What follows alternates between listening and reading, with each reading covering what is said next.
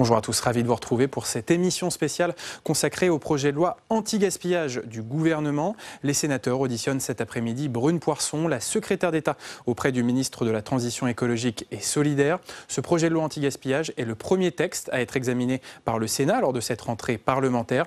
Il fixe l'objectif de 100% de plastique recyclé d'ici à 2025. Le retour de la consigne pour les bouteilles est également prévu par le gouvernement, ce qui ne plaît pas aux élus locaux qui ont déjà investi beaucoup dans des centres de tri. Brune Poirson va devoir faire face à ce mécontentement qui est relayé par les sénateurs. Je vous laisse écouter son audition. Alors, comme vous le savez et comme vous l'aurez remarqué, nous avons la chance et le plaisir de recevoir dans cette rentrée Mme Brune Poirson, secrétaire d'État auprès de la ministre de la Transition écologique et solidaire, qui vient nous présenter aujourd'hui le projet de loi relatif à la lutte contre le gaspillage et à l'économie circulaire qu'elle porte au nom du gouvernement. Cette audition se passe en présence des membres du groupe d'études économie circulaire, présidé par notre collègue Didier Mandelli. Je vous rappelle que nous examinerons le projet de loi en commission la semaine prochaine, mardi 17 septembre. Et c'est bien sûr au cours de cette réunion que notre rapporteur, Marta de Cidrac, que je salue et qui a déjà fait un travail considérable au cours de l'été, vous présentera son rapport et les propositions qu'elle formule quant à ce texte du gouvernement. Je voudrais, avant de vous donner la parole, Madame la Ministre, dire quelques mots pour rappeler que ce projet de loi a évolué, je dirais, déjà dans sa dimension politique, puisque à l'origine c'était un texte relativement technique qui prévoyait, outre la mise en œuvre de la feuille de route que vous aviez présentée, mais qui prévoyait aussi la transposition de directives européennes. À l'époque, nous avions appris que ce serait un texte qui renverrait essentiellement à des ordonnances et nous nous en étions émus avec Didier Mandelli. Et puis, l'actualité politique, on va dire, a fait que ce projet de loi est devenu beaucoup plus politique, que c'est devenu une des priorités du gouvernement. Je crois que le Premier ministre a parlé de l'accélération écologique à travers ce projet de loi, comme d'un premier pas en direction de cette accélération écologique. Vous-même, vous avez exprimé le souhait que ce texte permette la mise en œuvre d'une transition profonde et irréversible des modèles de production et de consommation, selon les termes de l'exposé des motifs. Je voudrais vous assurer, Madame la Ministre, que nous sommes au sein de cette commission conscients de l'importance de ce texte, conscients des enjeux en question. Nous partageons bien sûr vos préoccupations qui sont les nôtres sur le gaspillage des ressources, sur le continent de déchets, la surconsommation de plastique et l'obsolescence programmée des produits parmi les thèmes que nous aurons à évoquer. Et tout cela, bien sûr, nous appelle collectivement à changer de modèle. Et c'est pour cela que nous examinerons ce texte avec une exigence à la hauteur des enjeux en question. Je voudrais juste exprimer quelques réserves. D'abord sur la méthodologie. Nous sommes, j'ai eu l'occasion de vous le dire, un petit peu surpris, pour ne pas dire chagriné, ou en tout cas étonné, qu'il y ait, en même temps que nous examinons ou que nous allons examiner ce texte, un comité de pilotage qui réfléchisse à la mise en œuvre d'une mesure phare de ce texte, à savoir la mise en œuvre de la consigne. On ne sait pas bien quand ce comité de pilotage fera connaître ses travaux, les conclusions de ses travaux. Dans le même temps, et sans que l'on perçoive forcément le lien entre les deux, il y a le travail qu'effectue M. Vernier. Et tout ça venant en même temps que nous travaillons, et sans doute après même que nous examinions ce texte en commission, et peut-être même après même que nous l'examinions en séance, il y a quelque chose dans la méthodologie qui nous étonne un petit peu. Et sur le fond, là aussi, nous avons eu l'occasion de vous le dire, nous déplorons le peu d'éléments dont nous disposons pour examiner ce texte, notamment en termes d'études d'impact et notamment sur la consigne, puisque nous n'avons pas d'éléments chiffrés sur les conséquences de la mise en œuvre de cette réforme et sur ses conséquences notamment en matière économique et environnementale, ce qui explique d'ailleurs que les chiffres les plus farfelus circulent sur le sujet. Et le seul document que nous ayons pu avoir de la part des services de l'État, c'est assez paradoxal, c'est une note qui provient des industriels regroupés sous le collectif Boisson au pluriel, et n'avoir pour seule source qu'une source venant des professionnels, c'est quelque chose qui n'est pas forcément de nature à nous rassurer sur la conformité de ces informations à l'intérêt général. Et comme dans le même temps on sait que le gouvernement est très attaché à ce que les lobbies n'aient pas trop d'importance dans notre pays, on y voit une petite contradiction. Dernier point sur lequel nous sommes un petit peu sur notre faim, si je puis dire, c'est la question de la responsabilité élargie du producteur. Je pense que ce texte aurait pu envisager de revoir leur gouvernance, qui est très souvent sujette à critique. Il y a la question aussi du renforcement des sanctions, qui est évoqué dans le projet de loi, mais qui est renvoyé à des ordonnances. Et on aura l'occasion d'en reparler, je pense, au travers des questions des uns et des autres. Il y a beaucoup d'ordonnances, pour ne pas dire beaucoup trop d'ordonnances, dans ce texte. Voilà, Madame la Ministre, quelques éléments que je voulais introduire avant de vous donner la parole, ce que je fais immédiatement. Et ensuite, nous donnerons la parole donc à notre rapporteur, Marta de Cidrac. Bien. Merci beaucoup, Monsieur le Président, cher Hervé Maurey. Madame la rapporteure aussi, chère Marta de Cidrac, Monsieur le Président du groupe d'études d'économie circulaire, cher Didier Mandelli, Mesdames et Messieurs les sénateurs.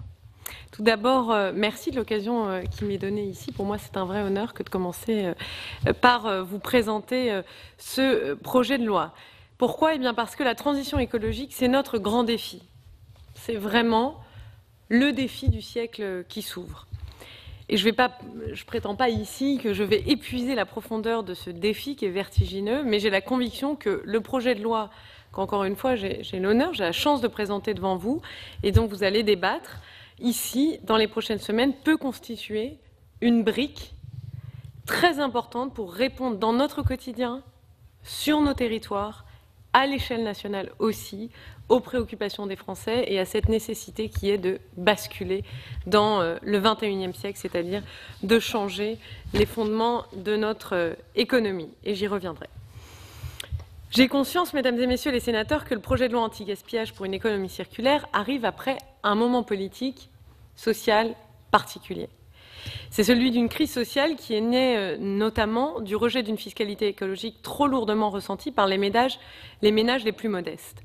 Mais dans le même temps, c'était aussi et c'est encore une période de mobilisation sans précédent de la jeunesse en faveur du climat et d'une sensibilité très forte dans toutes les couches de la société aux enjeux écologiques. Clairement, un des messages des Gilets jaunes, c'était pas de taxe carbone, mais oui à la transition écologique, ou pas de taxe avec la méthodologie qui avait été proposée, mais oui à la transition écologique. Et donc les Français, conscients de l'urgence écologique qui les affecte dans leur vie quotidienne, je pense par exemple aux épisodes de forte chaleur, aux canicules, aux sécheresses, aux incendies sans précédent, même de cet été, les Français exigent des moyens pour agir à leur échelle, c'est-à-dire dans leur vie de tous les jours, contre le gaspillage des ressources de la planète. Mais ils exigent aussi que chacun, dans la société, qui qu'il soit, c'est-à-dire entreprise, État, association et eux-mêmes, que chacun aille au maximum de ses capacités pour lutter contre contre le réchauffement climatique. Ils veulent aller au maximum de leurs capacités. Et cela exige la recherche de nouveaux modes de production, de nouveaux modes de consommation, de nouveaux modes aussi d'alimentation. Cela nécessite de lutter profondément et avec détermination aussi contre des lobbies qui souhaitent nous laisser de plain-pied et continuer à nous tirer en arrière pour que nous ne changions pas de siècle et que nous restions bien au XXe siècle. C'est donc bien le sens et la finalité d'un capitalisme de surconsommation vorace que nos concitoyens interrogent aujourd'hui et que ce projet de loi cherche à aussi contribuer pour y apporter une réponse. C'est pour répondre à cette attente sans précédent que nous souhaitons aussi nous attaquer à la réduction de toutes les formes de gaspillage, à commencer par celle que constitue la poubelle des Français. En France, on produit 5 tonnes de déchets par an et par personne. 5 tonnes. Sur ces 5 tonnes, il y a 600 kg de déchets ménagers, c'est-à-dire à peu près 12%, 700 kg de déchets des entreprises, à peu près 14%, autant pour le seul secteur du bâtiment, 14% aussi, 700 kg, et 2,7 tonnes, c'est-à-dire plus de la moitié pour le secteur des travaux publics. Aujourd'hui encore, 200 millions de bouteilles en plastique sont jetées dans la nature et seuls 26% de nos déchets plastiques sont recyclés. Près de 30 ans après la dernière grande loi sur les déchets, on continue encore massivement à envoyer les déchets dans les décharges saturées, pire, à les déverser parfois dans la nature sous forme de dépôts sauvages, ou parfois encore, aussi terrible, en les envoyant à l'étranger, dans des pays en développement, comme si ceux-ci pouvaient tolérer longtemps de servir d'exutoire à nos propres excès. Notre rapport dans notre société, notre rapport en déchets, en dit long dans notre rapport à la nature, notre rapport à l'économie. Les Français ne supportent plus et nous demandent d'agir pour passer d'une société du tout jetable à une société économe de ses ressources et respectueuse de l'environnement. Cela suppose plusieurs choses. D'abord, il faut produire en économisant les ressources naturelles. Ensuite, il faut supprimer les emballages inutiles, les objets dont nous n'aurions pas, merci Monsieur le Président, besoin. Il faut aussi développer massivement le réemploi, la réparation. Et en dernier recours, il faut avoir recours au recyclage. C'est ça qu'on appelle l'économie circulaire. C'est l'économie du XXIe siècle qui va nous permettre de redonner un sens au capitalisme. L'économie circulaire, c'est aussi une réponse à ceux qui voudraient nous faire choisir entre deux options mortifères, la croissance et la décroissance. Donc oui, cette loi pourrait marquer un vrai tournant. Elle installe un cadre pour transformer le pacte productif et donner aux Français les moyens de consommer autrement. Elle est déjà attaquée, parfois, par des lobbies qui veulent, comme je le disais, refuser d'entrer au XXIe siècle. Ce projet de loi répond donc à la fois à des enjeux environnementaux et à des enjeux de développement économique, mais aussi des enjeux d'emploi. C'est cette réconciliation entre le social et l'écologique, entre le développement économique et la protection de l'environnement que nous demandent les Français, les Françaises et leurs enfants. La lutte contre le changement climatique, ce n'est pas l'affaire des générations futures, c'est la nôtre dès aujourd'hui, dès à présent. Les impacts environnementaux, à la fois en termes de ressources naturelles et de climat, sont importants en favorisant le réemploi, la réparabilité, la longévité des produits. Et le recyclage, eh bien, on réduit la consommation de ressources ainsi que notre dépendance à l'égard de matières parfois extraites dans des conditions environnementales et sociales déplorables, dans des pays lointains dont les intérêts divergent parfois des nôtres. En recyclant le plastique, on évite aussi l'importation de pétrole, supprimant les plastiques superflus, puis aussi en encourageant le réemploi et enfin en recyclant le plastique. Tout ça nous permet d'éviter l'importation de pétrole et donc de creuser le déficit de notre balance commerciale, comme de réduire aussi les émissions de CO2. L'objectif de 100% de plastique recyclé permet par exemple d'éviter autant d'émissions de CO2 que la fermeture de 4 centrales à charbon. Il y a aussi des impacts positifs en termes d'emploi et de développement économique. On estime qu'il existe un gisement de 300 000 emplois supplémentaires locaux qui couvrent toute la palette de qualifications dans les domaines de l'éco-conception, de la réparation, du réemploi, du recyclage des ressources, en particulier des plastiques, et dans les nouveaux services liés à l'économie de la fonctionnalité. Pour rappel d'ailleurs, un chiffre, recycler ou réparer une tonne de déchets permet de créer 10 fois plus d'emplois que d'enfouir ce même déchet. Ce sont également de nouvelles opportunités pour l'économie sociale et solidaire qui représentent déjà aujourd'hui 10% de nos emplois et qui ne demandent qu'à grandir. Si ce nouveau modèle nécessite une transformation industrielle profonde avec beaucoup de besoins et des besoins forts d'investissement, à peu près 4,5 milliards d'euros pour moderniser et augmenter nos capacités de recyclage sur les 5 prochaines années, il va aussi renforcer les atouts du Made in France et nous aider à nous rendre plus indépendants encore économiquement de pays et notamment des pays asiatiques. C'est donc avec autant d'ambition que d'humilité que je suis devant vous. Ambition, parce qu'il en faut beaucoup pour relever ce défi, et je sais que vous serez au rendez-vous. Vous l'avez dit, Monsieur le Président, dans votre introduction, je sais que les sénateurs ont à cœur, eux aussi, et vous me l'aviez déjà dit plusieurs fois, je sais que c'est un souci qui vous anime, de lutter, de sortir de cette société du tout jetable, cette société où le gaspillage est finalement impuni. Mais humilité, beaucoup et surtout, parce que je sais que ce combat, il a été commencé il y a longtemps. Et que mes prédécesseurs de tous les bords politiques ont tous déployé des efforts importants depuis près de 30 ans. Je sais aussi particulièrement que les députés, les sénateurs, sont engagés depuis de nombreuses années sur ces sujets. J'ai eu l'occasion d'échanger avec vous, j'avais suivi aussi les débats avant d'être moi-même en politique. Puis les maires et les élus locaux se battent tous les jours, parfois au péril de leur vie, pour gérer les déchets de leur territoire. J'ai évidemment une pensée ici pour Jean-Michel Mathieu, le maire de Signes, dont la mort nous place collectivement aussi face à nos responsabilités. Je m'inscris humblement dans la continuité de cet héritage. Je veux rendre hommage à tous ceux qui ont participé à cette grande aventure, celle de la responsabilité élargie des producteurs, par exemple, qui a été inscrite dans le droit français dès 1975, celle du bac jaune, celle de l'éducation aux gestes de tri. J'ai pu échanger beaucoup là-dessus avec beaucoup d'élus locaux au cours des derniers mois. Celle aussi des centres de collecte et de recyclage, celle des initiatives innovantes qui cherchent chaque jour l'intérêt général et le mieux vivre, le bien vivre sur nos territoires. Je sais que ces 30 années de politique publique, dans la continuité desquelles je m'inscris, font que la France est aujourd'hui reconnue. Mon approche ne peut donc qu'être humble et nous devons aller encore plus loin, ensemble. Alors ce projet de loi, comment est-ce que nous l'avons bâti? C'est avant tout le fruit d'une concertation et je voudrais revenir, Monsieur le Président, sur la méthode. C'est une concertation de 18 mois avec l'ensemble des acteurs, avec de nombreux groupes de travail thématiques dont certains sénateurs ici, et je les remercie d'ailleurs encore, ont fait partie dès le début. Ces mois de concertation, je le rappelle, plus de 18 mois, ont conduit à la réalisation de plus d'une centaine de réunions avec des élus, avec des chefs d'entreprise, avec des ONG, avec des associations. Je veux en particulier à nouveau remercier les sénateurs de leur travail tout au long de cette concertation. Je sais, comme moi, que depuis avril 2018, ils m'ont entendu parler, discuter, évoquer, commencer à dessiner certaines mesures phares de ce projet de loi, comme par exemple la REP sur le secteur du bâtiment, comme par exemple la consigne, comme par exemple l'élargissement des filières REP. Bref, tout cela était déjà dans la feuille de route de l'économie circulaire qui a été lancée en avril 2018 et qui est elle-même, il y a donc plus d'un an, et qui est elle-même le résultat d'une concertation qui avait mis plusieurs mois avant.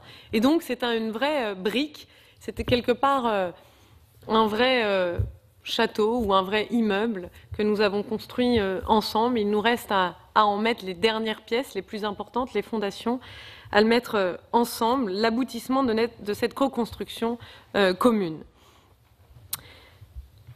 Sur certaines parties du texte, la mise en œuvre, par exemple, de la consigne, la concertation va se poursuivre dans les prochains mois. Et c'est à dessein. Parce que si, avant même que nous en débattions au Sénat, le gouvernement avait décidé dans les détails quelle serait la modalité de certaines choses, comme par exemple la consigne, on nous l'aurait reproché. Je pense qu'il y a des mesures qui sont tellement importantes que le principe même a été discuté ensemble collectivement et que les modalités ne peuvent être définies qu'ensemble et dans les mois à venir. C'est la méthode que j'ai choisie, c'est celle qui, je crois, me semble être la plus rassembleuse, être aussi la plus collective. Et tous les acteurs, même s'ils ont des intérêts contradictoires, continueront bien évidemment d'y être associés. Alors que le débat s'engagera dans une semaine au Sénat, je veux dire ici combien il me semble presque évident et logique que votre Assemblée soit saisie en première lecture de ce projet de loi. Parce que les déchets, ressources territoriales par excellence, c'est évidemment un des très grands champs d'action publique des élus locaux que vous représentez. Et je veux à cet égard partager avec vous un constat, au-delà des désaccords de méthodes qui peut-être vont surgir entre nous. Moi, je souhaiterais partager, et je sais que nous partageons certaines choses. D'abord, le renforcement des pouvoirs de police du maire pour lutter contre les dépôts sauvages. C'est aux élus locaux et aux territoires que nous pensons quand nous poussons cette mesure. Lorsque nous créons des filières REP, nous rééquilibrons la charge entre les collectivités et les filières économiques. Le coût pour les collectivités territoriales de la gestion des déchets du bâtiment hors dépôts sauvages est de 453 millions d'euros. 161 millions d'euros pour les lingettes imbibées, 14 millions d'euros pour les articles de sport et de loisirs, 10 millions d'euros pour les jouets, 5 millions d'euros pour les outils de bricolage et de jardin, 6 millions d'euros pour les mégots de cigarettes. Ces transferts, ce sont les collectivités territoriales qui en seront bénéficiaires. Aujourd'hui, ce sont les contribuables et nous souhaitons que les industriels, au contraire, prennent ces coûts-là à leur charge. Et c'est bien à elles et à la fiscalité locale des ménages que nous pensons. De même, lorsque nous luttons contre les dépôts sauvages qui coûtent entre 340 et 420 millions d'euros par an aux collectivités et qui génèrent des situations de mal-vivre territorial, voire de drame absolu, comme ça a été le cas cette année, et qui entretiennent une perception d'impuissance de l'action publique. Enfin, et de manière encore plus structurelle encore, le développement de l'économie circulaire doit permettre d'assurer sur tous les territoires croissance économique, réindustrialisation et emploi durable parce que non délocalisables. À elles seules, les couches pour bébés génèrent en France 350 000 tonnes de déchets. Le recyclage nécessiterait la création pérenne de plusieurs dizaines d'usines de recyclage sur tous les territoires. Quelle activité économique peut se prévaloir d'un tel potentiel que celui de l'économie circulaire aujourd'hui? Je pourrais vous citer beaucoup d'exemples, mais je ne vais pas le faire maintenant. Ce projet, nous l'avons donc bâti au plus proche de l'intérêt des collectivités locales et des élus qui sont porteurs de l'intérêt général au service de leurs concitoyens. Mais alors ce projet de loi, que contient-il? Quelles en sont les principales dispositions? Il se décline en 4 titres. Au sein du premier titre, les articles 1 à 4 sont consacrés à l'information du consommateur. Inscrit dans la feuille de route de l'économie circulaire, l'article 1 entend définir les modalités de l'information donnée aux consommateurs sur les qualités et l'impact environnemental des produits. L'article 2 est aussi une composante essentielle de l'information du consommateur puisqu'il prévoit l'instauration d'un indice de réparabilité des produits électriques et électroniques. Indice dont on estime qu'il sera déterminant dans le choix du consommateur. L'article 3 vise à établir une signalétique claire sur l'ensemble des produits soumis à un principe de REP, ainsi qu'un marquage du bon geste de tri pour le produit concerné. Il est aujourd'hui manifeste que nos concitoyens sont de plus en plus sensibilisés à la nécessité d'avoir le bon geste de tri, à nous de leur offrir tous les éléments nécessaires pour qu'ils le réalisent. L'article 4, en lien avec l'article 2, propose d'imposer l'affichage de la disponibilité ou de la non-disponibilité des pièces détachées nécessaires à la réparation des équipements électriques, électroniques et des meubles. Désormais, les vendeurs devront, s'ils ne fournissent pas les pièces nécessaires à la réparation de leurs produits, ils devront clairement indiquer à leurs acheteurs. Ils devront l'indiquer clairement. Il prévoit également cet article de diviser par 2 et même un peu plus le délai de livraison des pièces de rechange par les fournisseurs et favorise l'utilisation de pièces issues de l'économie circulaire. Le deuxième titre du projet de loi est consacré à la lutte contre le gaspillage et s'articule autour de 2 mesures fortes. L'article 5 interdit l'élimination des invendus de produits non alimentaires sur la base de ce qui a été déjà porté par une loi, la loi Garot, sous la précédente mandature pour les invendus alimentaires. Le principe que devront suivre les invendus en magasin ou sur les plateformes de vente en ligne sera réemploi, réutilisation, recyclage. C'est une première dans le monde. L'article 6 vise la mise en place d'un diagnostic déchets dans les opérations de déconstruction du bâtiment en vue de déterminer quels sont les matériaux et déchets réutilisables ou valorisables sur d'autres chantiers. Le titre 3 est vraiment le cœur du projet de loi. En 5 articles, il propose de refonder le principe de responsabilité élargie du producteur pour lui donner un second souffle en adéquation avec les nouvelles attentes sociétales sur les impacts environnementaux des produits tout au long de leur cycle de vie. L'article 7 fixe ainsi le cadre général de la réglementation des produits générateurs de déchets. Il prévoit aussi la possibilité d'imposer des taux minimaux d'incorporation de matières recyclées. Il renforce les moyens donnés à l'État pour assurer le suivi, le contrôle des filières et il pourra être possible de conditionner la mise sur le marché de certains produits au respect de ces taux minimums. L'article 8 réécrit l'ensemble d'une section du Code de l'environnement pour construire un nouveau cadre de fonctionnement des filières REP. Il contient un certain nombre de mesures très techniques et d'autres beaucoup plus populaires. On en a d'ailleurs récemment parlé dans le débat public, qui concerne la mise en place d'une consigne sur certains produits ou la mise en place de filières sur les déchets du bâtiment notamment. L'article 9 est principalement un article d'harmonisation des dispositions nouvelles qui vous sont proposées et celles déjà existantes dans le Code de l'environnement. Parmi celles-ci, je vais vous citer l'avancement de la fin d'harmonisation au niveau, de la date d'harmonisation au niveau national de la couleur des poubelles de fin 2022 à fin 2023, à fin 2025 par exemple. L'article transpose une disposition de la directive du 5 juin 2019 qui étend l'interdiction des plastiques oxodégradables au-delà des seuls emballages et sacs plastiques. L'article 11, enfin, est un pur article de coordination des diverses dispositions du texte. Enfin, le titre 4, le dernier, contient 2 articles. L'article 12 vous soumet une série d'habilitations du gouvernement à légiférer par ordonnance. Son champ comprend diverses transpositions de directives communautaires relatives aux déchets, ainsi que les propositions de la feuille de route de l'économie circulaire qui s'y raccrochent directement. Je sais les réticences qui sont celles de votre Assemblée sur la méthode des ordonnances. Je peux les comprendre, et je veux vous dire que la discussion, pour des sujets qui concernent très directement nos concitoyens, est à cet égard ouverte. J'ai eu l'occasion de le dire à plusieurs reprises à certains d'entre vous. Je pense notamment naturellement au renforcement des pouvoirs de police des déchets délégués aux maires. Enfin, le dernier article précise les modalités d'entrée en vigueur du texte. À l'issue de ce catalogue un peu fastidieux, je l'avoue, mesdames et messieurs les sénateurs, et je vous remercie de votre écoute, je voudrais simplement revenir sur 2 dispositions du texte qui ont fait l'objet ces dernières semaines de débats. D'abord, la mise en place d'une filière REP pour le bâtiment et la construction. Le secteur du bâtiment, il génère 42 millions de tonnes de déchets qui sont autant de matériaux pouvant alimenter des décharges sauvages, des dépôts sauvages, qui sont des fléaux écologiques et économiques pour les collectivités. Chaque année, l'enlèvement et le nettoyage de ces décharges représentent un coût pour les villes et donc pour les contribuables qui est estimé, je l'ai dit tout à l'heure, à entre 340 et 420 millions d'euros par an. À la suite de la mer du Mort-de-Cygne, j'avais annoncé que je réunirais les acteurs de la filière du bâtiment et de la construction, ainsi que les associations d'élus, pour atterrir sur des pistes concrètes. Une réunion s'est donc tenue le 5 septembre dernier. Et cette réunion nous a permis de créer un consensus autour du principe de la reprise gratuite des déchets du bâtiment dès lors que ceux-ci ont été triés. Et ce, au préalable bien sûr, et au 1er janvier 2022. L'étude de préfiguration de ce système démarre ces jours-ci, dès aujourd'hui, même d'ailleurs la semaine dernière, sous l'égide de l'ADEME. Ont également été annoncés, et nous sommes mis d'accord tous collectivement sur un système de traçabilité qui permet de mieux identifier où sont produits les déchets, quel est leur parcours, quelle est leur destination. Un observatoire national de la gestion des déchets qui sera mis en œuvre dès septembre pour consolider l'ensemble des chiffres par territoire. Un travail en commun qui vise à planifier la localisation de nouveaux points de collecte des déchets pour les professionnels pour augmenter le maillage territorial existant. Ça aussi, c'est une demande forte. On sait qu'il n'y a pas suffisamment de déchetterie sur notre territoire.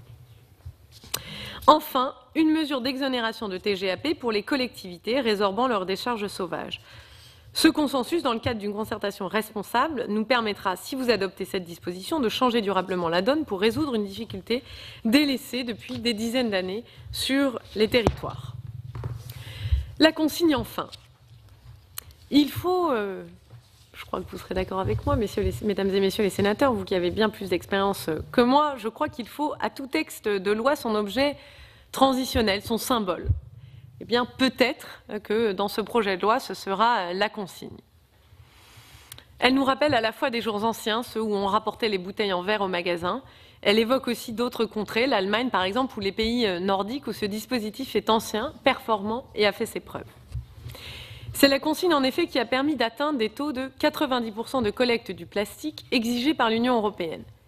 Mais plus encore, elle est devenue l'outil important, presque indispensable, dans certains pays pour qu'aucune bouteille ne se retrouve dans la nature ou dans la mer, pour réduire la quantité produite de plastique vierge, pour changer notre consommation de plastique à usage unique. Et par ailleurs, c'est un point très important, mais je crois que la consigne est un outil formidable pour accélérer les dynamiques de réemploi sur le territoire, pour aussi permettre à chacun d'entre nous de voir les emballages, les produits, tout cela comme non seulement des ressources, mais peut-être pour réinterroger aussi nos modes de consommation et pousser aussi par là même une transformation des modes de production. La consigne ne sera jamais le projet des industriels dont le modèle économique serait en danger face au risque d'interdiction pure et simple du plastique. J'ai suffisamment eu affaire à des lobbies au cours de ces 2 dernières années pour pouvoir laisser dire ça. Rappelons ici quelques faits. Rien n'interdit dans le droit actuel la mise en place d'une consigne et donc aucun élu local ne pourrait s'opposer au déploiement de la consigne.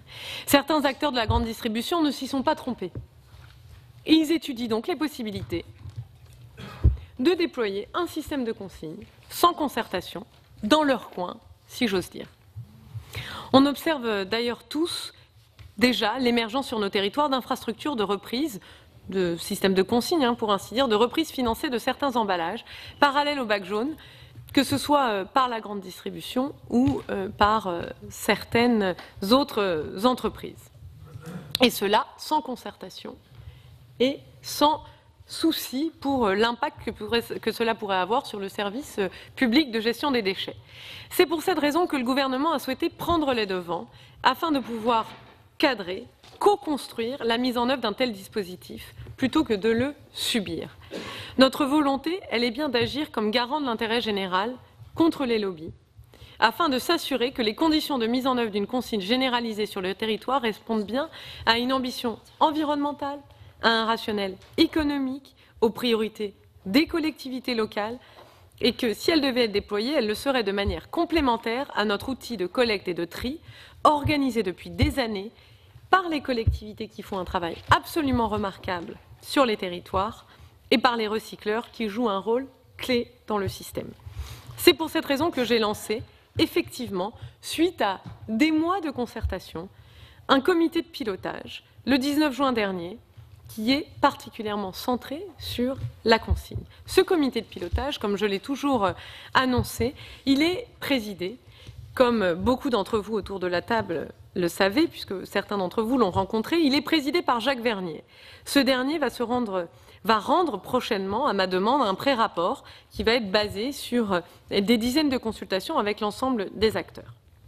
Mais d'ores et déjà, je voudrais peut-être partager avec vous les chiffres des services du ministère de la Transition écologique et solidaire de mon ministère. Seuls les pays qui utilisent un dispositif de consigne atteignent une performance de collecte d'au moins 90%. Notre propre système, bien que performant, et résultant d'efforts d'ailleurs colossaux et tout à fait remarquables, n'a pas été pensé pour atteindre ce niveau de performance. Certains nous expliquent qu'il serait possible d'atteindre ce 90% dès 2022 sans la consigne, puisque le taux de collecte serait déjà à 70%. Au-delà du fait qu'ils n'expliquent pas de manière concrète comment serait comblée la différence de 20% en 2 ans, c'est-à-dire le passage de 50-55% à 70% en 2 ans, ces hypothèses ne prennent pas en compte l'ensemble de la consommation nomade et les poubelles de rue. Deuxièmement, les metteurs sur le marché, via leur éco-organisme, devront, quoi qu'il arrive, continuer à financer 80% des coûts nets optimisés du bac jaune, collecte et tri. Je sais que cela a suscité certaines interrogations, mais cela signifie que, quel que soit le reste à charge à financer pour le bac jaune, la différence entre les coûts et les revenus tirés de la vente des matières, 80% sera assumé par Citeo, comme cela est déjà prévu aujourd'hui, et nous sommes prêts à le réaffirmer dans la loi. Une autre critique du modèle actuel porte sur l'application concrète de ce 80%. Sur ce sujet des coûts dits optimisés, nous sommes prêts à ouvrir des discussions dans le cadre des débats parlementaires. Troisièmement, et je pense que ça doit être très clairement réaffirmé. Troisièmement, le système de consigne ne déséquilibrera pas les contributions à l'éco-organisme attendues des emballages non consignés. Plus 7% environ. Quatrièmement, la consigne seulement pour recyclage ne répond pas à tous les enjeux. À ce titre, la consigne pour réemploi présente des atouts économiques et environnementaux indéniables, notamment pour se passer de l'usage unique. Sur ce sujet, nous pensons qu'il faut accélérer la mise en œuvre des pratiques volontaires, formidable vecteur de dynamique locale. C'est une chance pour tous de revoir nos modèles de consommation. Un nouveau comité de pilotage sera mobilisé dans les prochains jours, comme je l'ai indiqué à certains d'entre vous, pour que chacun puisse réagir à ce pré-rapport que nous partagerons bien sûr largement avec vous. Notre objectif sera ensuite de poursuivre la concertation afin de pouvoir évaluer la performance de différents scénarios en vue d'une mise en œuvre de la consigne en 2022. L'enjeu central en 2022 ou à partir de 2022. L'enjeu central de nos débats ne sera pas de nous enfermer dans des postures manichéennes entre pro et anti, alors que même dans son principe, les Français y sont favorables. Je rappelle que 82% des Français, à la question « Êtes-vous prêt à rapporter des bouteilles en plastique à un endroit pour qu'elles soient déconsignées ?» répondent massivement « oui ». Un dernier sondage qui a été publié le 3 septembre dernier indique que plus de 90% des Français souhaitent et demandent avoir plus de moyens pour pouvoir trier. Que 90% d'entre eux et plus souhaitent aussi que plus soit fait pour lutter contre la pollution plastique. Mais bien sûr, il nous faut ensemble déterminer les garde-fous ou encore les mécanismes de sécurisation nécessaires à une mise en œuvre optimale pour l'ensemble des parties prenantes. 2 pistes. Je parlais des garde-fous que nous pourrions ensemble travailler. 2 pistes peuvent déjà être esquissées. La première, c'est d'associer étroitement les territoires au déplacement du système de consigne afin que celui-ci n'épouse pas les déséquilibres territoriaux, mais permette au contraire de les atténuer. Laisser la main libre aux industriels ou aux acteurs de la grande distribution, c'est prendre le risque d'une consigne cantonnée aux grandes surfaces à la périphérie des villes. Je crois qu'aucun de nous autour de la table ne souhaiterait ce modèle-là. Permettre aux élus locaux de contribuer à la planification doit au contraire favoriser l'intégration des dispositifs dans les centres-bourgs et les cœurs de ville et participer ainsi pleinement à leur revitalisation. La seconde piste aussi, c'est de travailler ensemble à la pérennité du modèle économique des centres de tri et des centres de collecte dans lesquels un certain nombre de collectivités ont investi. Il y aura toujours des flux plastiques, métaux ou autres par exemple, les tétrapacks, dans le bac jaune, même avec une consigne. Bien sûr, à terme, moi je voudrais quand même rappeler que l'objectif de la loi, il y est qu'il n'y ait plus tous ces suremballages. C'est l'objectif de réemploi, c'est l'objectif de zéro déchet vers lequel tend la loi. Il y a une période de transition dans laquelle les centres de tri et de collecte doivent rester plus que jamais au centre du jeu. Nous devons donc travailler sur les synergies possibles entre les dispositifs de tri mis en œuvre, que ce soit ceux du bac jaune ou de la consigne. Il nous appartient donc de réfléchir, y compris, mais pas exclusivement par voie législative ou réglementaire, à la façon dont le système pourrait être organisé pour mobiliser la capacité déjà existante des centres de tri et de collecte et favoriser la modernisation de ceux-ci quand c'est nécessaire.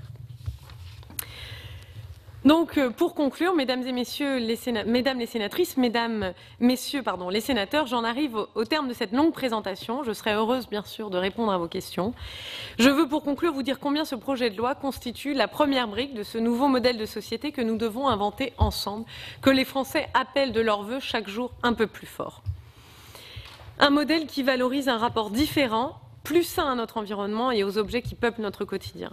Une société capable de produire de la richesse à partir de la richesse déjà produite et non simplement en creusant toujours un peu plus profondément encore dans les ressources d'une terre qui exprime chaque jour son épuisement.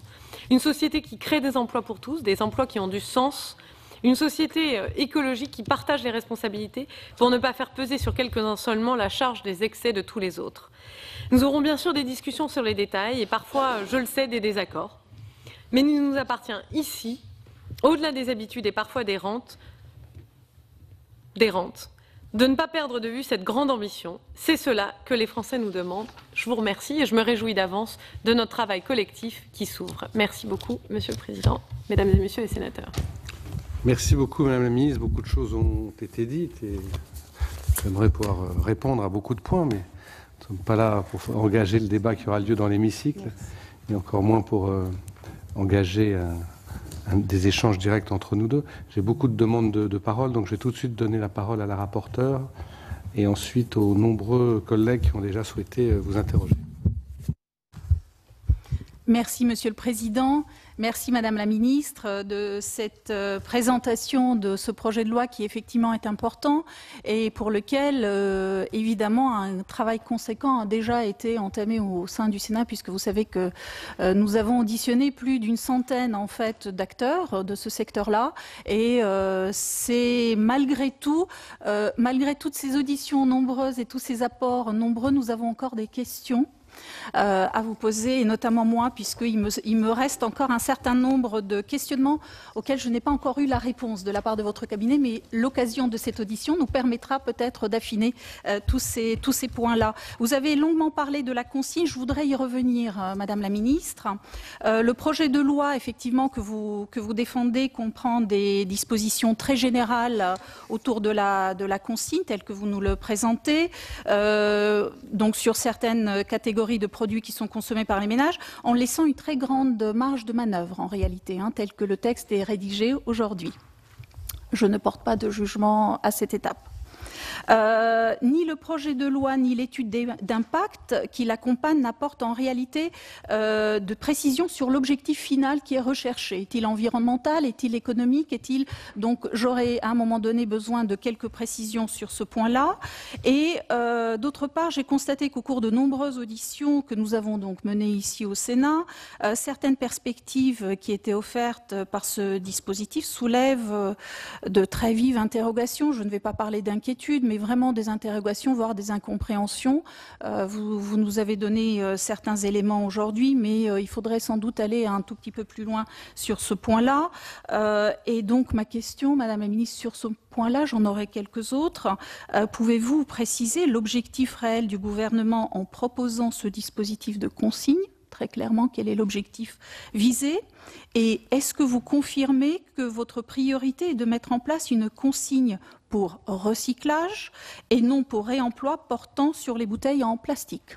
Donc, puisque on a entendu effectivement parfois des observations qui pouvaient laisser planer une certaine ambiguïté, il est temps que nous sachions précisément quelle est la position du gouvernement sur la consigne que vous évoquez et que vous avez encore évoquée avec nous à l'instant. J'ai une deuxième question qui porte sur les déchets du bâtiment. Sujet effectivement important. Leur prise en charge et le financement de leur collecte et de leur traitement constituent un sujet majeur pour les territoires. Nous le savons, nous partageons cette analyse. À ce sujet, le projet de loi prévoit l'instauration d'une filière donc, de responsabilité élargie pour le secteur du bâtiment afin d'organiser la prévention et la gestion des déchets qui en sont issus. Il précise également qu'un système équivalent ou interprofessionnel pourrait être mis en place. Ma question sur cette solution alternative est comment s'assurer que ce système garantisse et finance une reprise gratuite des déchets triés en tout point du territoire ainsi qu'un maillage territorial au point de collecte, en fait. Donc, ce que vous avez évoqué, si vous pouviez nous préciser un petit peu plus les contours. J'ai aussi une troisième question, si vous permettez, Monsieur le Président. Ça concerne aussi, en fait, la prévention. Très simplement, puisque de façon plus générale, lors des auditions que nous avons menées, beaucoup d'acteurs ont souligné que le projet de loi s'intéressait plus à l'aval, c'est-à-dire à la fin de vie des produits et à leur recyclage, qu'à l'amont, à savoir la prévention de la production des déchets. Puisqu'en réalité, nous sommes tous d'accord dans cette maison et tous les Français partageront avec nous cet avis, c'est qu'au fond, peut-être que c'est la production même des déchets qui pose à un moment donné question. Donc les objectifs de diminution de l'empreinte carbone et de réduction de l'impact environnemental que nous partageons tous ne justifie-t-il pas de se concentrer plus encore sur la prévention, donc sur le volet prévention? Et je terminerai sur simplement une remarque d'ordre général. Vous avez évoqué les habilitations. Oui, effectivement, en tant que parlementaire, pour nous, il est important que nous puissions débattre sur un certain nombre de sujets.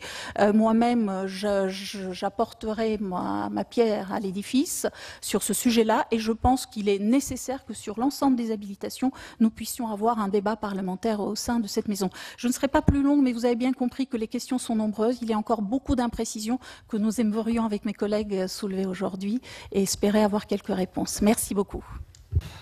Bien, Madame la Ministre, je vais vous donner la parole pour répondre. Je vous signale et je signale à mes collègues qu'on a déjà une quinzaine de demandes de prise de parole.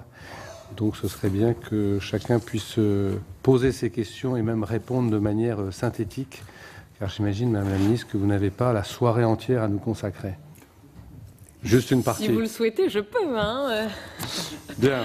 Je dois juste faire un discours à 20h, mais sinon, donc, à votre disposition. Je vais laisser répondre déjà à la rapporteure. Alors, merci beaucoup, Madame la rapporteure, de vos questions, effectivement cruciales. Je vais peut-être répondre de la fin au début. Concernant les habilitations et les ordonnances, je crois que je me suis prononcée sur cette question-là et que il me semblerait effectivement légitime que vous souhaitiez vous saisir de beaucoup des questions qui se situent dans les ordonnances. Par ailleurs, la prévention est un axe clé de ce projet de loi.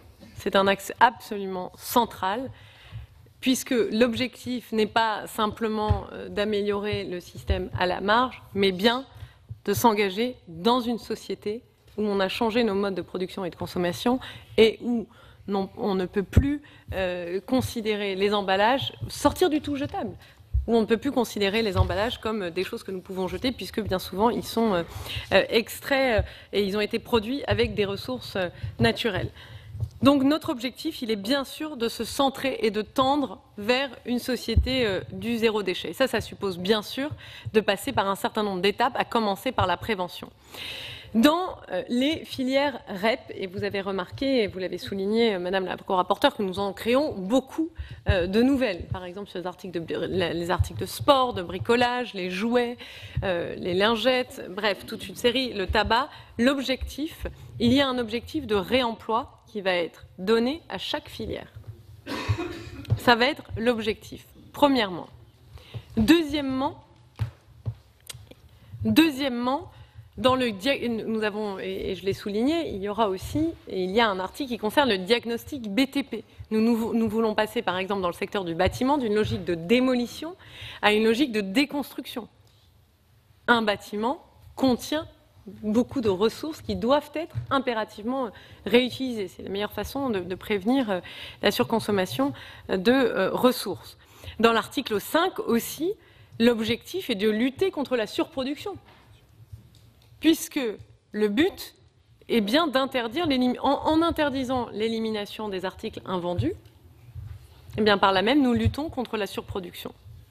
Et donc nous prévenons la production d'une grande quantité de déchets. Je rappelle qu'il y a entre 800 millions et 900 millions d'euros par an de produits invendus qui sont tout simplement éliminés, détruits. Enfin, nous voulons promouvoir aussi la consigne pour réemploi.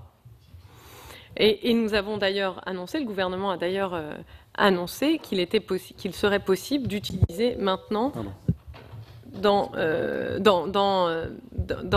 commerce des boîtes et de venir avec son propre emballage. Enfin, concernant la REP bâtiment. Concernant la REP bâtiment, le travail, d'abord plusieurs choses. Je crois qu'il faut le travail conjoint des 14 fédérations professionnelles depuis l'été 2018 ne peut être que salué, parce que c'est la première fois que l'ensemble des représentants de la filière du bâtiment, du déchet, les distributeurs, les metteurs sur le marché de produits de construction travaillent de concert. Le cadre, vous y étiez Madame la rapporteure, le cadre du fonctionnement des filières REP existe, il est clair, il est éprouvé. L'interprofession qui est proposée par les fédérations présentes comprend encore des limites et des interrogations, à savoir notamment en termes de contrôle, de transparence des activités, de gouvernance et du fonctionnement qui est encore très peu connu, et aussi concernant les modalités de financement qui reposent sur l'équivalent d'une taxe affectée qui peut susciter des interrogations. Mais tout ça, ça fait l'objet d'une étude de préfiguration qui est menée par l'ADEME et que j'ai annoncée pour étudier clairement quelle était la piste et quelle serait la piste à favoriser. Est-ce que ce serait une interprofession ou un éco-organisme? Et je suis sûre que, mesdames et messieurs les sénateurs, vous serez vous aussi très attentifs à ce que le secteur du bâtiment soit en mesure de rendre des comptes sur la façon dont il gère les déchets. Le drame de cet été doit nous rappeler et nous rappelle encore à quel point la lutte contre les dépôts sauvages doit être une priorité. Enfin, concernant la consigne. L'objectif de la consigne, il est multiple.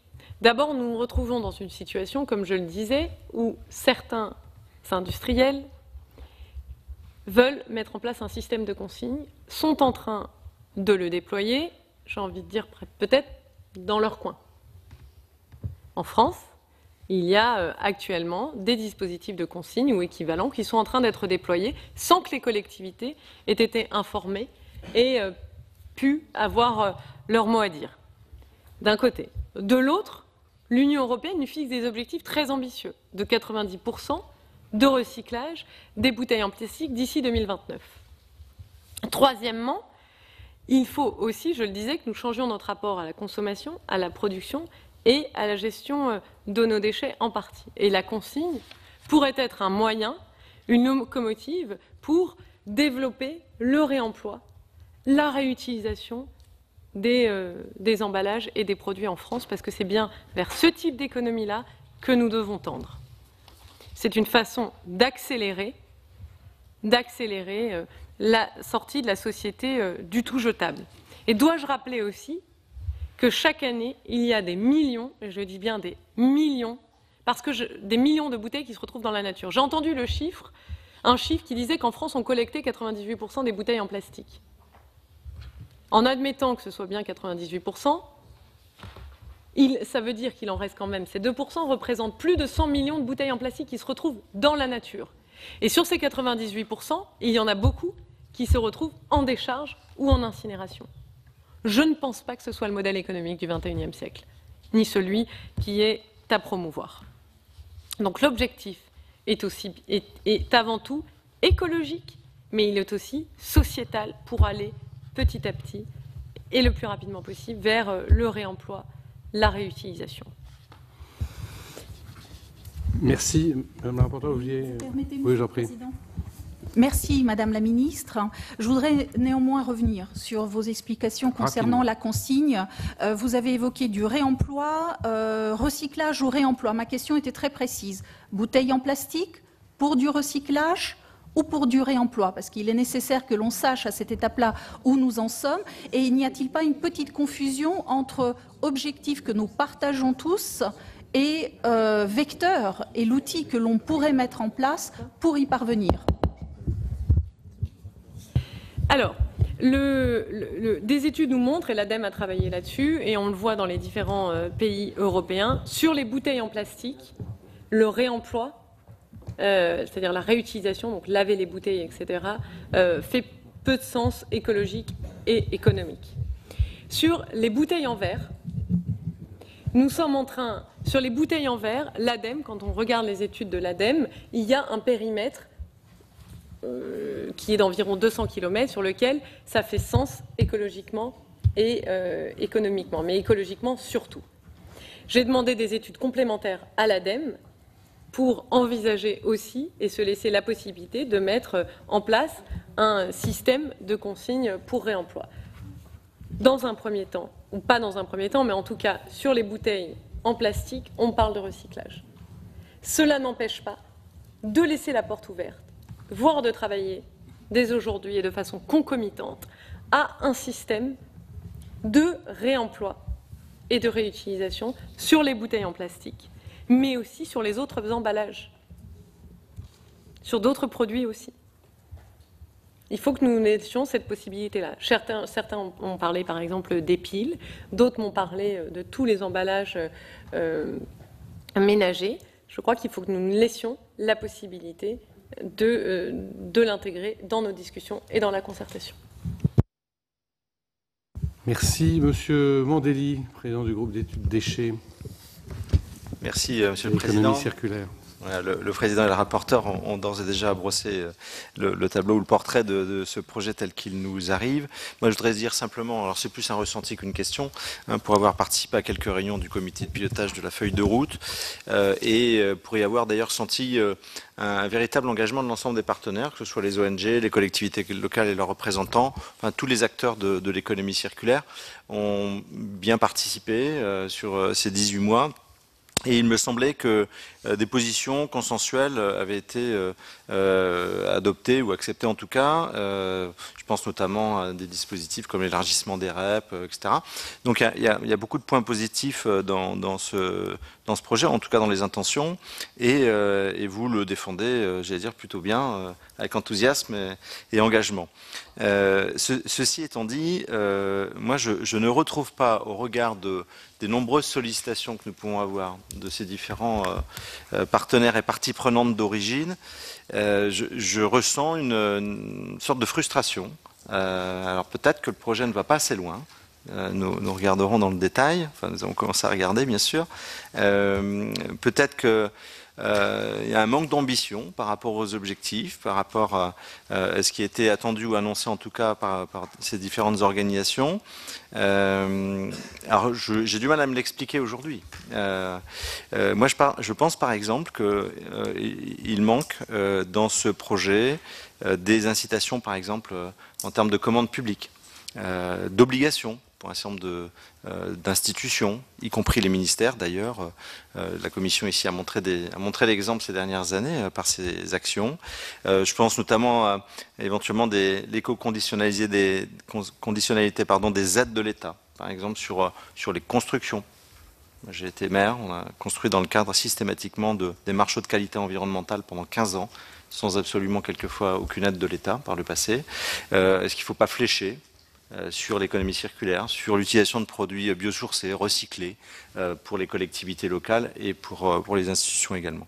Je pense qu'à la source, l'une des difficultés, c'est la mise en place de la redevance incitative qui n'a pas été assez étendue. 5 millions seulement de nos concitoyens.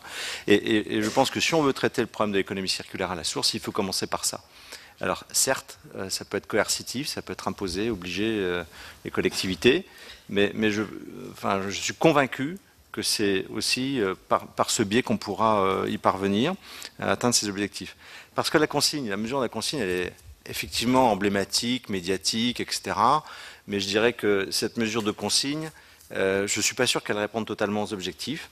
Il faut pouvoir s'appuyer sur les collectivités qui ont d'ores et déjà engagé des démarches avec des résultats probants, et que cette consigne, je pense, dessert le projet ce projet de consigne dessert le projet dans son intégralité. Et si vous me permettez de faire le parallèle, je pense que la notion de la consigne est au projet de loi économie circulaire ce que le 80 km/h a été à la LOM. C'est-à-dire que on ne va retenir que ça, c'est la mesure sur laquelle on discute, et à côté, on ne va pas au fond des choses, à mon sens. J'espère qu'on y parviendra dans le cadre des débats. Nous aurons dans ce sens, avec la rapporteure et un certain nombre de collègues, des amendements pour faire des propositions, pour aller un peu plus loin et répondre aux ambitions. On partage tous, on fait tous les mêmes constats depuis des années. Il y a enfin un projet, alors il y en a eu d'autres avant, transition énergétique, etc. Enfin, un certain nombre de projets. On a l'occasion ici d'avoir un projet qui permette vraiment d'infléchir. Et je regrette qu'on ne... ça manque un peu de souffle. Vous n'y êtes pas pour tout, hein, bien sûr, parce que je pense qu'il y a eu des arbitrages à Matignon, à Bercy et ailleurs. Mais je pense que si on veut changer de modèle, il faut qu'on aille beaucoup plus loin que ce qui figure dans ce texte aujourd'hui. Madame la ministre.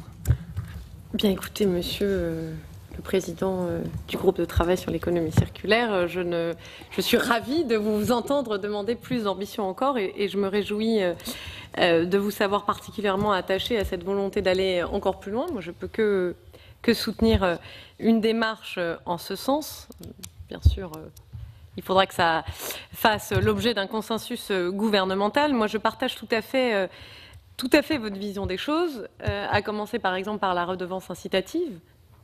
Simplement, imaginez un seul instant que l'État oblige les collectivités à mettre en œuvre la redevance incitative. Je vous assure que peut-être j'oserais avouer, et je prends un risque que je suis filmée, mais dans mes rêves les plus fous, j'aimerais. Mais très franchement, à mon avis, je suis pas sûre que ça... mais je ne peux qu'encourager, continuer d'encourager. D'ailleurs, l'ADEME... L'État, c'est-à-dire l'ADEME, a soutenu et continue de soutenir sur les territoires des projets de redevance incitative. On a l'exemple de villes comme par exemple Besançon où ça marche très bien. Moi, je ne demande que ça, et je pense que ça fait partie intégrante de la solution. Ce qui est, entre guillemets, un peu compliqué avec l'économie circulaire, c'est que par définition, c'est systémique. On ne parle pas d'un seul acteur, mais c'est un ensemble de mesures qui doivent toutes être importantes et ambitieuses, et où tout le monde doit faire un pas dans la même direction au même moment. Je partage aussi tout à fait votre vision sur l'importance de la commande publique, absolument. Concernant la consigne, je le vois aussi, et je suis la première à regretter. J'entends parfois des gens qui disent « c'est la loi sur la consigne ». Absolument pas. Je rappelle que l'objectif premier, il est de changer et de lutter contre la surproduction, contre la surconsommation, contre la surdestruction des ressources, bref, lutter contre le gaspillage, qui est peut-être ce qui caractérise notre économie, notre société. Plus rien n'a de valeur. Et ce que nous voulons, c'est redonner des valeurs aux choses. Et pour ça, il faut changer notre rapport aux choses. La consigne est une des réponses. Une des réponses, en particulier quand c'est une consigne pour réemploi. C'est une des réponses, mais c'est une toute petite réponse à apporter à ce problème, pas ce problème, mais à ce projet fondamentalement enthousiasmant qui est de sortir de cette société fondée sur le gaspillage. C'est tout l'objet de ce projet de loi et je suis ravie de vous compter à nos côtés, Monsieur le Président. Merci beaucoup. Comme l'a dit M. Mandelli, vous voyez que dans cette commission, on a donné l'exemple, puisque vous avez devant vous un gobelet en carton, alimenté par une fontaine. Nous avons réussi à... Encore mieux, ce serait d'avoir chacun notre mug. Tout à fait, mais c'est déjà un progrès par rapport à une époque récente où nous avions des bouteilles en plastique. Et je crois que notre commission est pionnière au sein de cette Assemblée et même au sein du Parlement. C'est vrai, merci Monsieur le Président. Monsieur Medevielle, qui est rapporteur pour avis de la Commission des Affaires européennes sur ce projet de loi. Merci Monsieur le Président. Madame la Ministre, donc, ce projet de loi s'inscrit dans le cadre européen du paquet économie circulaire adopté au printemps 2018 et complété en juin 2019, qui comprend une directive déchets et revisité de 4 directives sectorielles. Conformément au règlement du Sénat, la Commission des Affaires européennes a examiné les modalités de transposition de ces textes européens en droit français et adopté fin juillet un certain nombre d'observations à cet égard. Globalement, le texte va bien sûr dans le bon sens. Vous avez employé le terme de symbole. J'espère, comme mon collègue Mantelli, que ce sera un symbole majeur. Il est temps des mégots, lingettes, on ne va pas refaire la liste, de réagir, je crois. De manière générale, la Commission des Affaires européennes, nous avons constaté que ces textes fixent des objectifs à minima de recyclage des déchets d'emballage et de certaines matières spécifiques qui doivent être atteints au plus tard aux dates qu'elles indiquent. Elle a également observé qu'ils renvoient souvent aux États membres le soin de prendre des mesures appropriées qu'ils encadrent pour atteindre ces objectifs, motif pour lequel il apparaît difficile de considérer qu'il y aurait de véritables surtranspositions dans le projet de loi. Pour autant, il convient de déterminer si les obligations prévues, par exemple, en matière d'information des consommateurs, de financement de certains coûts de nettoyage ou de prévention, ou encore les obligations de reprise des produits usagés faisant l'objet d'une filière REP ne sont pas de nature à introduire des distorsions de concurrence. En effet, elles ne s'appliquent qu'aux producteurs ou aux distributeurs établis en France. Pouvez-vous m'éclairer sur ce point? En particulier, préciser quelles obligations pèseront sur les fabricants ou distributeurs non établis en France, de manière générale, ou lorsqu'ils commercialisent leurs produits en France. Ou encore si les producteurs et distributeurs établis en France seront soumis à ces obligations pour les produits qu'ils commercialisent dans l'UE ou hors de celle-ci. Plus spécifiquement, la Commission des Affaires européennes a observé que les obligations d'incorporation de matières recyclées dans les produits obligeront à la modification des chaînes de production en France. Là encore, le coût pour les producteurs français, le risque de distorsion de concurrence et les délais nécessaires de mise en conformité ont-ils été évalués? Qu'en est-il également des coûts de filière de REP, dont le périmètre va au-delà des textes européens? Pour terminer, une question qui m'a été souvent posée, c'est l'inquiétude par l'ordonnance qui sera certainement promulguée par rapport à l'interdiction de compostage des biodéchets avec d'autres déchets biodégradables qui mettraient en danger pas mal de filières de recyclage. Merci. Merci, Monsieur Medevielle. Madame la Ministre. Peut-être qu'on prend une grappe de questions, Monsieur le Président. Non. Bon, je préfère, mais c'est pour ça qu'il faut que chacun soit bref et on va appliquer la règle des 2 minutes parce que c'est plus interactif que des longs couloirs de questions, je trouve. D'accord. Alors, très bien. Concernant votre question, il y a une étude d'impact détaillée qui a été faite dans le cadre de ce projet de loi. Bien évidemment, nous voulons faire de la transition écologique un avantage compétitif pour les entreprises françaises. Bien évidemment, puisqu'elles seraient en avant et elles devancent les besoins de leurs consommateurs, premièrement. Deuxièmement, les entreprises, beaucoup, vendent des produits à des consommateurs, dont aussi les besoins, les souhaits, les désirs changent et changent rapidement. Et beaucoup de consommateurs veulent et souhaitent consommer des produits qui sont bien plus respectueux de l'environnement et cela change vite et rapidement. Et beaucoup d'entreprises, je vais vous dire une chose, beaucoup d'entreprises me disent ils ont besoin, en tout cas, d'incorporer bien plus de matières recyclées dans les produits qu'ils commercialisent. Et simplement, ils ont du mal à trouver cette matière pour pouvoir recycler et commercialiser du recyclage. Alors, nous avons lancé un pacte national sur les emballages plastiques qui visait à commencer à agir avant même que la loi soit discutée. Ça, c'était en début d'année dernière. Et dans ce pacte, il y a clairement des objectifs de lutte contre le suremballage et la prolifération en particulier du plastique. Il y a aussi des objectifs d'incorporation qui visent d'ici, par exemple 2025, à atteindre 100%, par exemple, de plastique recyclé dans les produits qui sont commercialisés.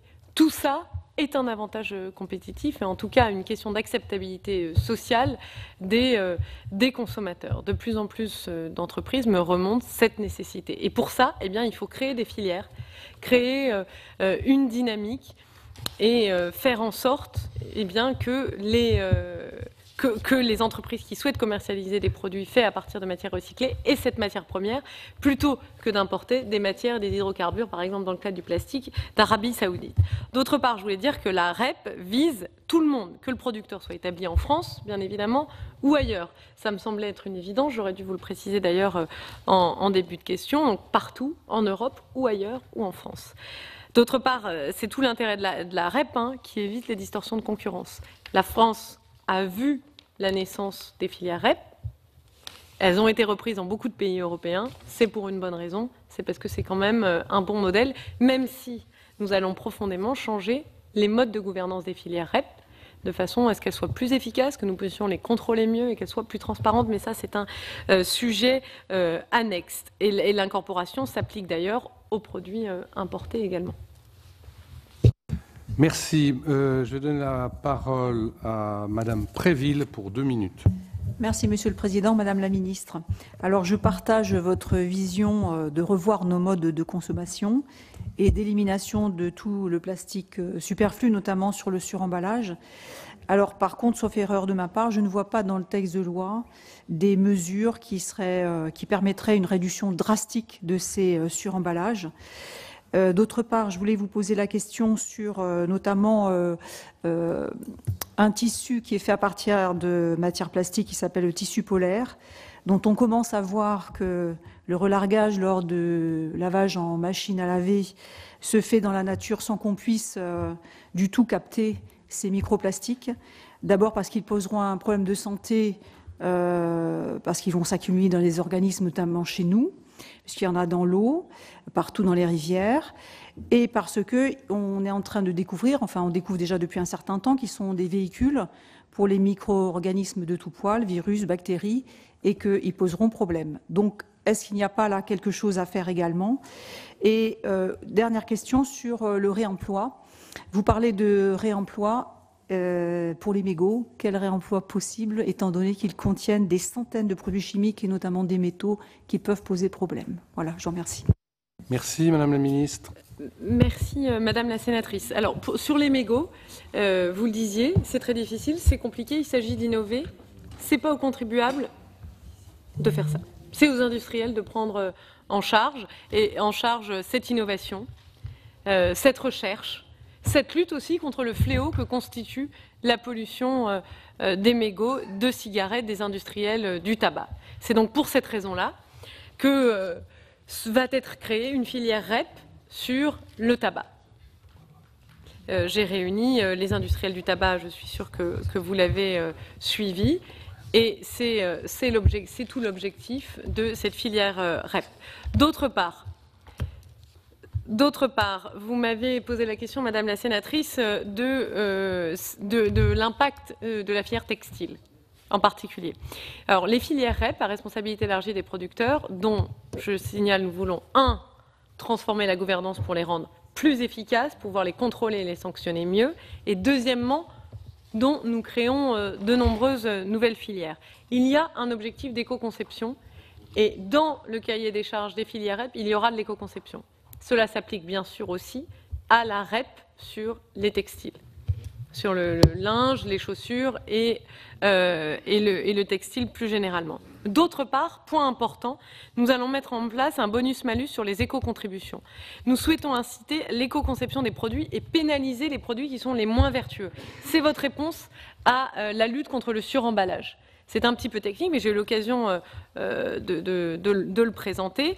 Par exemple, si une entreprise décide de commercialiser du shampoing dans un emballage qui n'est pas recyclable ou alors qui intègre pas suffisamment de matière recyclée, alors elle paiera une pénalité à l'éco-organisme qui pourra aller jusqu'à 20% du prix de vente du produit hors taxe. Il s'agit d'un plafond qui permet de garantir la proportionnalité de la mesure et non pas d'un montant obligatoire. Comme l'éco-organisme n'a pas le droit de faire du profit, il reversera ces pénalités sous forme de bonus aux entreprises concurrentes qui ont fait des efforts d'éco-conception sur leurs produits et donc qui auront par exemple lutté contre le suremballage. Par exemple, ça c'est l'exemple de la bouteille de shampoing, je pourrais vous prendre une multitude d'exemples, des paquets de biscuits, bref, ça s'appliquera à tout. L'article 1 du PJL permet aussi d'encadrer l'information qui porte sur l'écomodulation des produits.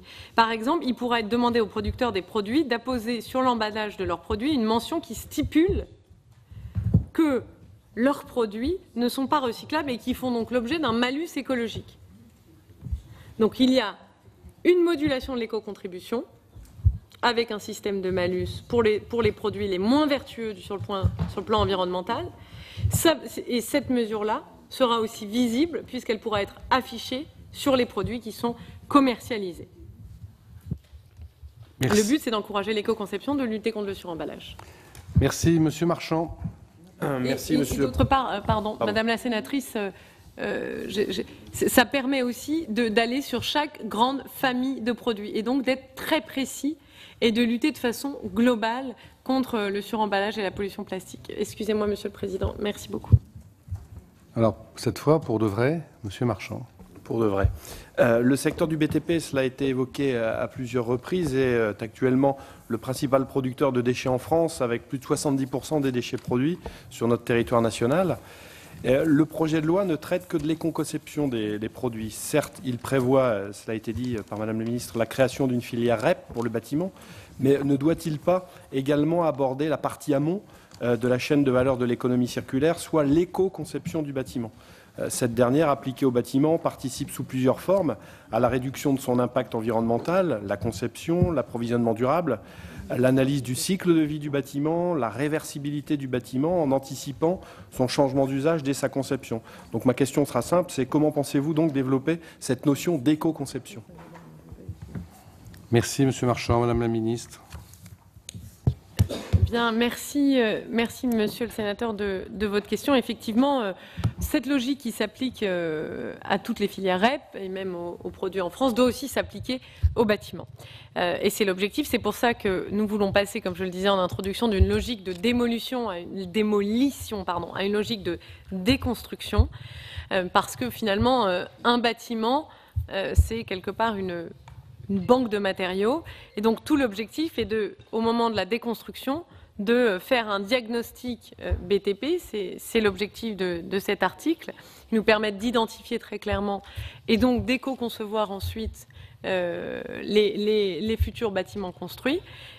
Et d'autre part, de même que pour les autres filières REP, la modulation de l'éco-contribution va s'appliquer à la filière REP dans le secteur du bâtiment.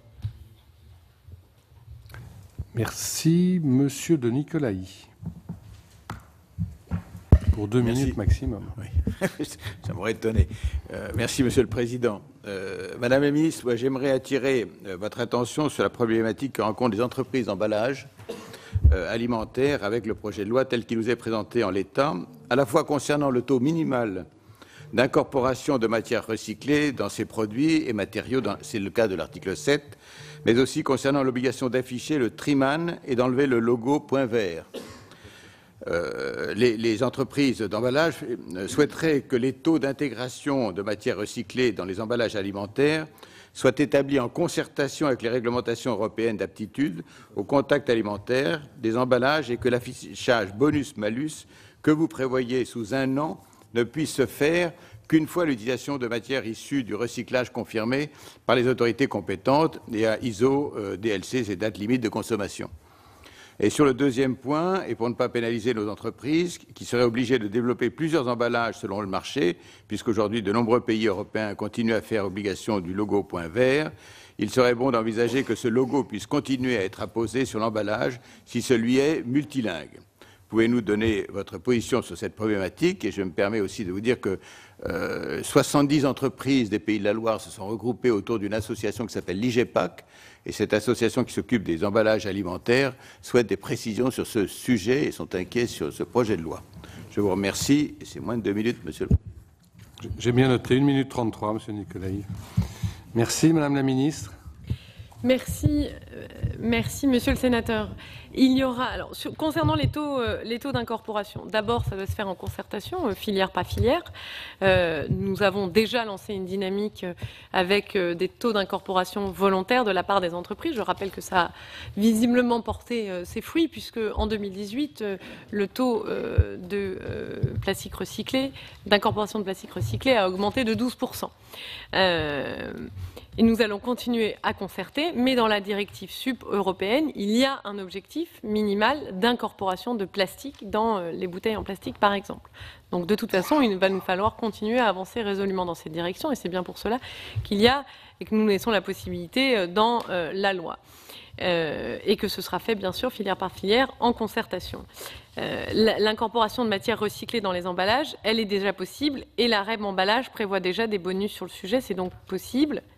C'est donc souhaitable, c'est donc demandé aussi, comme je le disais à un moment, par beaucoup d'entreprises, et ça, je crois qu'il ne faut pas le sous-estimer. Quant au logo point vert, je crois qu'il est très important de sincériser l'affichage environnemental. Quand vous demandez aux Français, plus de 90% d'entre eux pensent que quand il y a un point vert qui est apposé sur un produit qu'ils consomment, ils pensent que ça veut dire que le produit est recyclable ou recyclé. Ça induit beaucoup de nos concitoyens en erreur. Et donc, et encore maintenant, il est considéré par aussi beaucoup de nos consommateurs comme insignifiant. Cette signalétique, elle est à l'origine de beaucoup de confusion chez les consommateurs. Et il y en a certains même d'ailleurs qui placent les produits qui ont un point vert dans le bac jaune. Donc ça complique ensuite derrière encore le tri. Et la Cour des comptes en 2016 a estimé que ce logo coûtait 40 millions d'euros par an aux collectivités locales qui prennent à leur charge et sans soutien des éco-organismes les erreurs de tri, c'est ce que je vous disais. Et donc le vrai logo, c'est le Triman. Et dans cet article, dans l'article 3, nous proposons de le généraliser à tous les produits et les emballages qui font l'objet d'une consigne de tri spécifique, c'est-à-dire qui doivent être placés dans des boîtes à ordures spécifiques. Et pour sortir du point vert, il y a deux solutions, soit avoir recours aux écomodulations et prévoir un malus pour les produits qui ont recours à l'usage du point vert, soit inscrire son interdiction par voie législative directement dans le texte. Merci beaucoup. Madame Vullien. Oui, merci Monsieur le Président. Madame la Ministre, merci de votre exposé. C'est vrai, comme l'a dit mon collègue, on sent que vous avez la foi dans ce que vous êtes en train d'entreprendre. Moi, je me réjouis de cette loi qui va arriver au Sénat, notamment d'interdire la destruction des invendus, parce que ça, c'est scandaleux. Mais la question que je me pose quand même, cette lutte contre la surproduction, la production, souvent, elle n'est pas faite en France. Donc, quelque part, les commerces, ils sont en flux tendu, etc. Donc, à quel moment on dit qu'il ne faut pas détruire? Est-ce qu'on, par hasard, dans un autre pays, il n'y a pas des stocks qui vont être détruits? Ça, c'était ma première question. Puis une deuxième question. Vous imaginez bien qu'on est, bien sûr, interrogé par différentes filières, parce qu'on a l'occasion d'appeler les lobbyistes, hein, sur le polystyrène extrudé. Donc, cette histoire des barquettes alimentaires, d'après ce que j'ai compris, et vous allez me dire si j'ai bien compris, vous avez dit plus de polystyrène, terminé, y compris pour l'alimentaire. Or, d'après moi, ce que dit la filière, c'est que ça peut tout à fait être recyclé, qu'il y a des filières de recyclage qui sont mises en place, par exemple, en Belgique, alors qu'en France, brutalement, on dit terminer ce type de barquette, alors que c'est parfaitement recyclable et que c'est d'un point de vue alimentaire. Parce que là, sur ce recyclage de qualité alimentaire, c'est pas du tout la même chose que si on a du plastique pour le bas de caisse d'une voiture, etc. Là, on est quand même sur de la sécurité alimentaire. Je voulais avoir votre point de vue sur la question. Je vous remercie. Merci, Madame la Ministre. Merci, Madame la Sénatrice. En ce qui concerne l'interdiction d'élimination des produits invendus, malheureusement, je ne peux pas déterminer ce qui se passe dans les autres pays. Ce que je sais néanmoins, c'est que beaucoup d'entreprises ont la capacité de gérer leur stock. Je ne dis pas que c'est facile, c'est une des choses les plus difficiles pour un chef d'entreprise et pour les entreprises, elle est de gérer justement leur stock et les flux. Néanmoins, j'ai la faiblesse de croire que nos entreprises ont la capacité de faire ça. Et d'ailleurs, quand on voit les enseignements de la loi dite loi Garot sur de lutte contre le gaspillage alimentaire, on voit que ça a eu un impact et qu'effectivement, il y a des changements de ce côté-là de la part des entreprises et une meilleure gestion de leur stock. Cela dit, alors, comme je vous disais, malheureusement, je ne peux pas déterminer ce qui se passe dans les autres pays et je n'ai quelque part pas voix au chapitre, bien évidemment. Cela dit, nous avons déjà commencé à avancer avec d'autres pays. C'est parfois difficile d'avancer avec d'autres pays, avec les autorités des autres pays. Je pense à certains pays dans le monde qui, par exemple, refusent d'être très volontaristes en matière environnementale. Donc nous avons un peu contourné ça en travaillant avec d'autres entreprises internationales qui ont beaucoup d'impact. C'est par exemple le cas du pacte sur le textile qui a été lancé à l'occasion du G7. Et dans ce pacte-là, eh bien, il y a bien l'objectif d'arrêter de détruire les produits textiles qui n'ont pas été vendus. J'aimerais que ce soit une loi, un traité international. Malheureusement, en l'état, c'est très difficile d'avoir le soutien des États. Et moi, je préfère commencer par travailler avec les pionniers les plus volontaires pour après aller vers des mesures collectives qui soient législatives ou réglementaires. Mais il vaut mieux commencer avec des pionniers que pas commencer du tout. Et je crois que la France a un vrai exemple à donner là-dessus. Nous avons été pionniers en matière de gaspillage alimentaire. Nous avons été courageux et pionniers en matière d'interdiction d'élimination des invendus. Et nous devons, quelque part, aller convaincre tous les pays étrangers. Et c'est à ça que je m'attacherai. Concernant le polystyrène expansé, l'interdiction est demandée par la directive européenne sur le plastique à usage unique. C'est une demande européenne. Il y a beaucoup d'emballages en polystyrène expansé qui sont utilisés en consommation nomade et qui ne sont pas recyclés et qui se retrouvent donc dans la nature. Il y a une quantité colossale. Allez voir par exemple et demandez. Écoutez, Madame la Sénatrice, il s'agit de la directive européenne. Et quant aux barquettes et à l'impact sanitaire, l'enjeu est bien identifié par le gouvernement. Il y a un groupe de travail du Conseil national de l'alimentation qui va spécifiquement travailler sur ce sujet-là pour que le recyclage ne se fasse pas au détriment de la sécurité alimentaire. Merci beaucoup, Monsieur Gold. Merci, Monsieur le Président, Madame la Ministre. Moi, je vais être rapide car vous avez déjà répondu en partie à mes interrogations. Moi, je voudrais réinsister sur la bonne volonté et le regard positif des uns et des autres sur ce projet de loi, mais aussi insister sur les craintes des collectivités territoriales, sur le projet de création de consignes pour les bouteilles plastiques. On sait que le plastique a une valeur importante, une valeur marchande de 350 € la tonne lorsqu'il est vendu aux industriels. Et donc, cette valeur peut attirer des convoitises, notamment de la part de la grande distribution. Alors la grande distribution est plutôt installée en périphérie de ville et a bien entendu par le biais de la consigne un argument commercial supplémentaire pour attirer sa clientèle. Et j'ai une crainte sur le côté pénalisant pour le commerce de centre-ville. Alors vous avez souhaité dans votre propos ne pas vouloir subir les orientations de la grande distribution. C'est aussi le souhait des collectivités territoriales qui ont investi, elles, depuis longtemps dans la collecte des déchets plastiques. Alors moi, j'aimerais vous entendre et j'aimerais que vous puissiez nous rassurer les collectivités territoriales sur ce projet et vous demander aussi pourquoi il ne serait pas envisageable de s'appuyer principalement sur le maillage et le savoir-faire des collectivités territoriales pour développer justement le système de consigne sur l'ensemble du territoire national.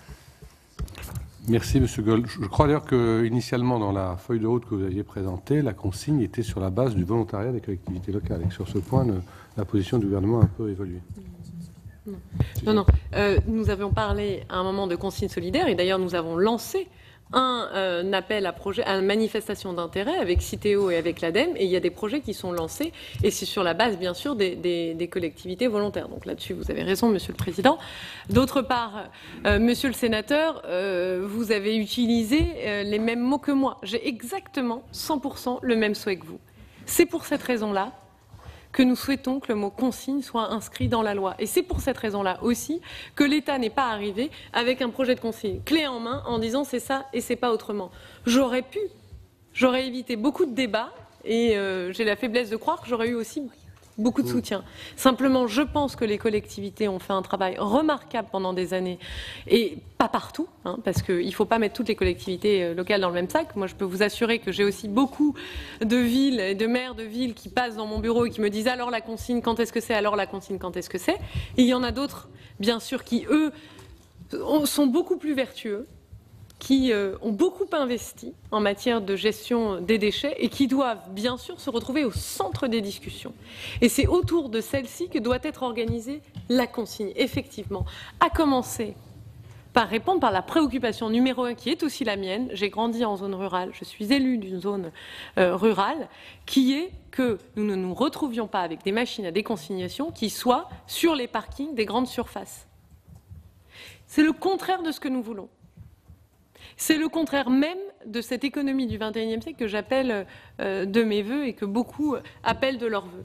Au contraire, c'est l'inverse. Mais pour ça, les collectivités doivent s'asseoir autour de la table et le déterminer avec nous, ou alors elles regarderont passivement des industriels, quelque part, abîmer ce système qu'ils ont construit pendant des années et qu'il faut maintenant faire passer au niveau supérieur encore, puisqu'ils ont atteint le niveau de performance le plus parfois exemplaire et maximal avec les données et le système tel qu'il était organisé. Il faut donc collectivement que nous passions au niveau supérieur. Et ça veut dire aussi, et je l'ai dit dans mon introduction, s'assurer que les centres de tri qui sont utilisés et qui sont au cœur du dispositif soient les centres de tri des collectivités, soient les centres de tri dans lesquels beaucoup a été investi. C'est ça la logique. Soit nous subissons, soit nous prenons l'offensive. C'est ça qui est devant nous. Et j'ai des chiffres maintenant que je pourrais partager aussi avec vous. Et je vous l'ai dit, je suis prête, bien évidemment, à réinscrire dans la loi toutes les garanties. Et je vous souhaite toutes les garanties pour encadrer ce système de consigne. Je ne dis pas que ce qui concerne la consigne dans le projet de loi est exhaustif ou suffisant. Bien sûr que non, je n'aurais pas cette prétention-là. Mais je pense qu'il était important de mettre une accroche sur la consigne et de vous laisser la compléter. Vous qui êtes des élus en contact avec ceux qui font au quotidien sur le terrain, et ce projet de loi, il est construit pour ceux qui sont dans l'action et qui font, et pas pour détruire le travail qu'ils ont fait depuis des décennies. Non, mais je crois, Madame la Ministre, que ce que nous souhaitons collectivement dans cette enceinte et sans doute dans l'hémicycle, au-delà de notre commission, c'est qu'il y ait une définition législative du champ d'application de cette consigne. Parce que quand vous dites « j'aurais pu arriver avec un projet tout ficelé », si vous aviez fait cela, de toute manière, il aurait été soumis... Non, c'est pas ce que je veux dire du tout, mais ça aurait été soumis au débat législatif, au débat parlementaire. Ce qui gêne, et moi le premier, je pense m'exprimer en mon nom, mais un peu plus, c'est d'avoir simplement un dispositif qui renvoie au décret, parce que par définition, le décret, le contenu du décret échappe au Parlement, et si on laissait en l'état ce qui est dans le projet de loi, c'est-à-dire on peut établir une consigne par décret sur des produits qui seront décidés par décret, ça, pour le coup, pour nous, législateurs, c'est pas acceptable, parce que si on votait tel quel le dispositif, ça veut dire qu'on se dessaisirait et on laisserait le pouvoir totalement à l'exécutif et au-delà même à l'administration. Donc ce qu'on souhaite, c'est que les débats législatifs permettent d'arriver à un périmètre de consigne qui soit déterminé et qui soit fixé par la voie parlementaire. Je crois que c'est le souhait qui est exprimé à travers ces questions et que vous retrouverez tout au long de la procédure. C'était l'audition de Brune Poirson, la secrétaire d'État auprès du ministre de la Transition écologique et solidaire. Elle a donc présenté aux sénateurs le projet de loi anti-gaspillage du gouvernement. Ce texte est le premier qui sera examiné par le Sénat lors de cette nouvelle session parlementaire 2019-2020. Les débats commenceront dans l'hémicycle le 24 septembre. C'est la fin de cette émission. Merci de l'avoir suivi. Vous pouvez revoir tous nos programmes sur notre site internet publicsénat.fr. Très bonne soirée sur Public Sénat.